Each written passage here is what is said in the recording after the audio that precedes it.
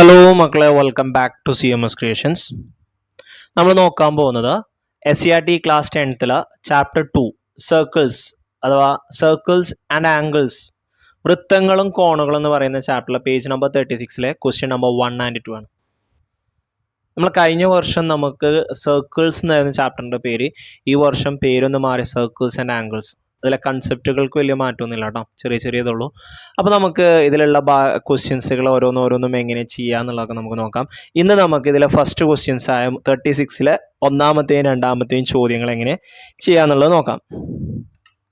ഇതാണ് first question വരുന്നത്. What fraction of the circle is the arc marked in the picture below? ചിത്രത്തിൽ അടയാളപ്പെടുത്തിയ ചാപം വൃത്തത്തിൻ്റെ എത്ര ഭാഗമാണ്? ഞാനിതിൽ വരച്ചൊക്കെ കാണിച്ചിരുന്നതിന് മുമ്പ് ആദ്യം ഞാനൊന്ന് എക്സ്പ്ലെയിൻ ചെയ്യാം. വളരെ സിമ്പിളായിട്ടുള്ളൊരു ക്വസ്റ്റ്യൻ ആണ്. ഇത് സർക്കിളിൻ്റെ എത്ര ഭാഗമാണെന്ന് അറിയാൻ സെൻട്രൽ ആംഗിള് ടോട്ടൽ ആംഗിളിൻ്റെ എത്ര ഭാഗമാണെന്ന് കിട്ടിയാൽ മതി. അതൊരു സർക്കിളിൻ്റെ ഒരു പ്രത്യേകതയാണ് കേട്ടോ. സെൻട്രൽ ആംഗിൾ എത്ര ഭാഗമാണോ അത്ര ഭാഗം തന്നെ ആയിരിക്കും സർക്കിൾ ഉണ്ടാവുക. അതിന് നമ്മളിവിടെ ഒരു സെൻട്രൽ ആംഗിൾ വരക്കും. ഓക്കെ, മുകളിൽ എത്രയാണോ അതിൻ്റെ ഇരട്ടി ആയിരിക്കും സെൻറ്ററിൽ. ഓക്കെ, ഒരു ആർക്ക് സെൻട്രൽ ഉണ്ടാക്കുന്നതിൻ്റെ പകുതിയാണ് അത് ഓപ്പോസിറ്റ് ഉണ്ടാക്കുക. അപ്പോൾ ഓപ്പോസിറ്റ് എത്രയാണോ അതിൻ്റെ ഇരട്ടി ആയിരിക്കും സെൻട്രൽ വരിക, 80. ഈ 80 360ൻ്റെ എത്ര ഭാഗമാണോ അത്രയും ഭാഗം തന്നെ ആയിരിക്കും ഈ സർക്കിളിൻ്റെ ഭാഗവും വരുന്നത്. ഓക്കെ, അപ്പോൾ ഇതാ 80 ഡിഗ്രി സെൻട്രൽ ആംഗിൾ. അപ്പോൾ 80/360, 0 വെട്ടിപ്പോകും, ബാക്കി 8/36. ഓക്കെ, അതിനെ വീണ്ടും പകുതിയാക്കി എത്ര കിട്ടും?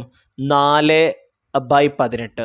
വീണ്ടും ചെറുതാക്കാം നമുക്ക്, 2/9 അഥവാ 2/9 പാർട്ടാണ് ഈ ആർക്കിൻ്റെ ഭാഗം എന്ന് വരുന്നത്. ചിത്രത്തിൽ അടയാളപ്പെടുത്തിയ ചാപം വൃത്തത്തിൻ്റെ എത്ര ഭാഗമാണ്? 2/9. സർക്കിളിനെ 9 ഭാഗമാക്കിയതിൻ്റെ അതിൽ 2 ഭാഗമാണ് ഈ ആർക്കിൻ്റെ ഉള്ളിൽ വരുന്നത്. ക്ലിയർ? ഓക്കെ, മറ്റൊരു ചോദ്യം. When the corner of a bent wire was placed at the center of a circle, one of the circle was contained within it. If the corner of the wire is placed on a point on the circle, as in the second picture, what fraction of the circle would it contain? What if it placed at the point on the another circle as in the third picture? ഒരു കമ്പി രണ്ടായി മടക്കി അതിൻ്റെ മൂല ഒരു വൃത്തത്തിൻ്റെ കേന്ദ്രത്തിൽ വെച്ചപ്പോൾ വൃത്തത്തിൻ്റെ 10/1 ഭാഗം അഥവാ 1/10 പാർട്ട്, 10ൽ 1 ഭാഗം, 1/10 എന്ന് പറയും ഇംഗ്ലീഷിൽ. ഓക്കെ, 10ൽ 1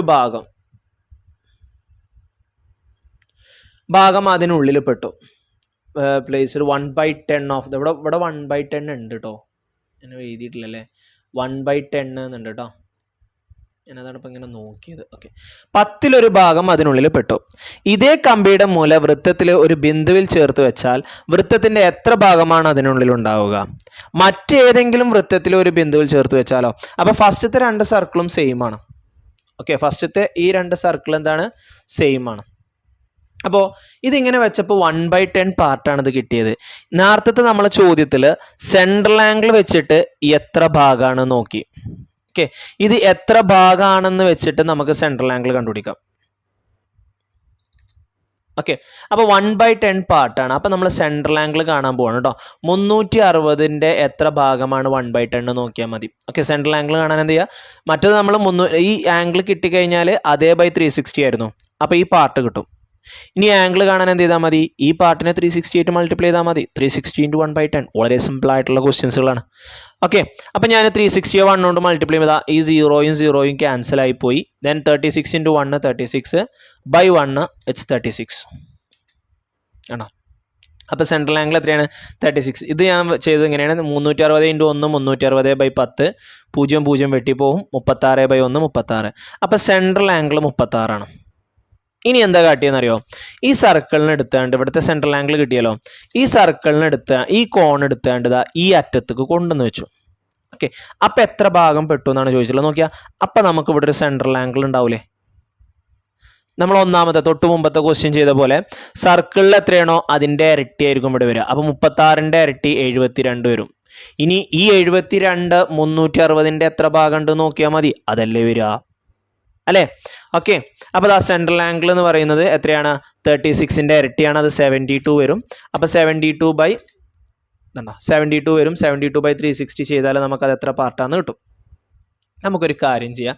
36ൻ്റെ ഇരട്ടിയാണല്ലോ 72. അപ്പോൾ ഈ 360നെ നമുക്കൊന്ന് 72 കൊണ്ടൊന്ന് ഡിവൈഡ് ചെയ്ത് നോക്കാം. എന്തെങ്കിലും കിട്ടുമോ എന്നുള്ള അറിയാലോ. നോക്കിക്കോട്ടോ. 72നെ ഇവിടെ 0 36 എന്തായാലും 72 360. ഇവിടെ 2നെ എന്തുകൊണ്ട് ഗുണിക്കുമ്പോൾ ആ 0 കിട്ടുക? 2നെ ഇവിടെ ഇത് 0 അവസാനിക്കണം കേട്ടോ. ഇവിടെ 2 അല്ലേ. 2നെ എന്തുകൊണ്ട് ഗുണിക്കുമ്പോഴാണ് നമുക്ക് 0 കിട്ടുക? 2നെ 5 കൊണ്ട് ഗുണിക്കുമ്പോഴാണ് നമുക്ക് 0 കിട്ടുക. അപ്പോൾ ഞാനിതിനെ 5 ആയിട്ട് ഗുണിക്കണം കേട്ടോ. അപ്പോൾ ഞാനിതിനെ 5 ആയിട്ട് ഗുണിക്കുകയാണ്. 2 × 5 10ക്ക് 0 ശിഷ്ടം 1 കിട്ടും. 7 5 35 35 1 36 കേട്ടോ. 360. അപ്പോൾ എത്ര എണ്ണം ഉണ്ട്? 5 എണ്ണം.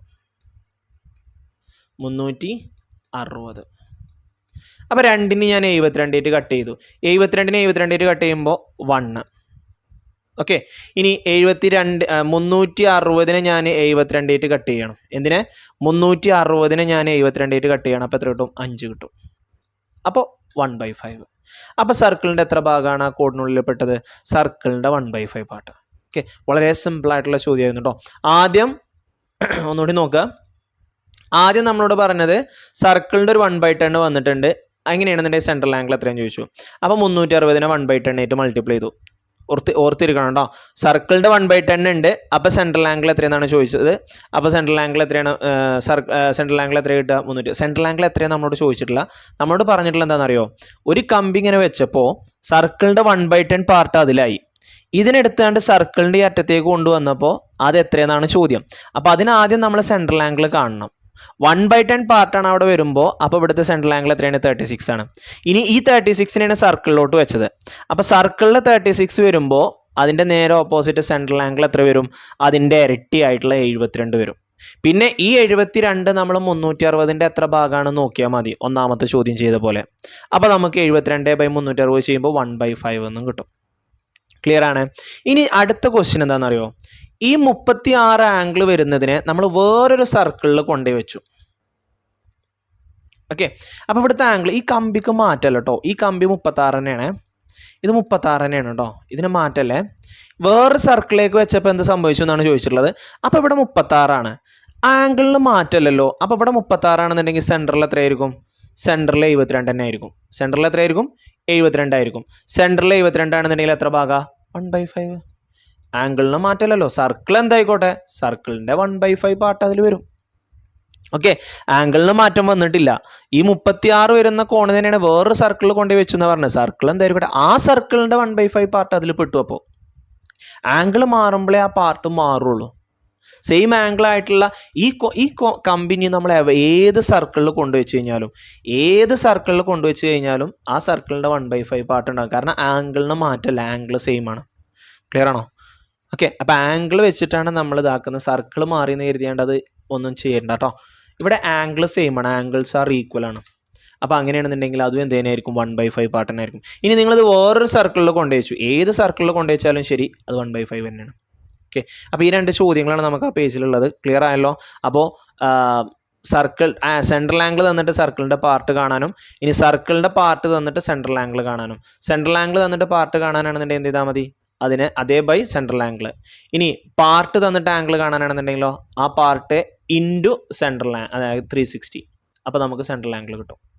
ഓക്കെ. പിന്നെ അതേപോലെ തന്നെ ആ കമ്പി നമ്മൾ ഏത് സർക്കിൾ വെച്ച് കഴിഞ്ഞാൽ ആംഗിൾ സെയിം ആണെന്നുണ്ടെങ്കിൽ പാർട്ടും സെയിം ആയിരിക്കും. Clear? Okay. Okay. Thank you for watching this video. നമുക്കിനി അടുത്ത ക്വസ്റ്റ്യനുമായിട്ട് വീണ്ടും കാണാം കേട്ടോ. അപ്പോൾ ഈ ഒരു കൺസെപ്റ്റ് മറക്കരുത് കേട്ടോ. ഓക്കെ ആണല്ലോ? പാർട്ട് കാണാനും സെൻട്രൽ ആംഗിൾ കാണാനുള്ള ഈ കൺസെപ്റ്റ് നിങ്ങൾ എന്ത് ചെയ്യരുത്? മറക്കരുത്. ഓക്കെ. ഇതൊക്കെ 2 മാർക്കിന് ചോദിക്കാം നമുക്ക് വേണമെന്നുണ്ടെങ്കിൽ. Okay. Thank you for watching this video. See you soon. By.